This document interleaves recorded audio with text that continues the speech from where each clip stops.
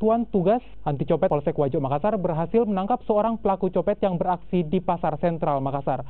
Sebelum tertangkap, polisi sempat terlibat aksi kejar-kejaran dengan pelaku.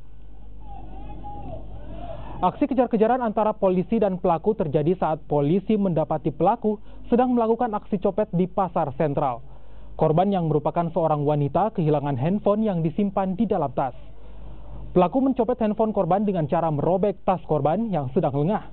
Diketahui pelaku tidak beraksi sendirian dan kini pelaku dibawa ke kantor polisi terdekat.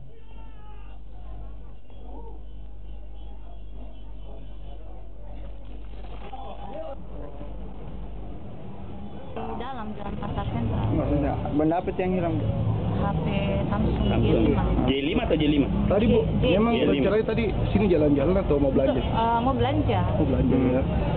Terus tiba-tiba tahunya handphone hilang, bagaimana ceritanya Bu? Ada yang kasih tahu bilang, Bu, terbuka tasnya di belakang. Jadi dua resnya ini terbuka.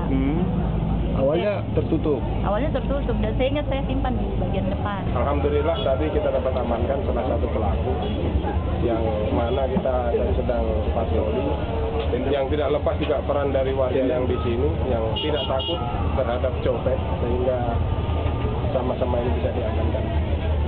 Semoga ke depan dapat berkurang. Pelaku diamankan di mana Bang? Jadi pelaku tadi diamankan sesaat setelah melakukan di lokasi Pasar Sentral. Dan sekarang kita amankan di pos PAM Bundaran Sentral Makassar. Barang apa yang diambil Bang?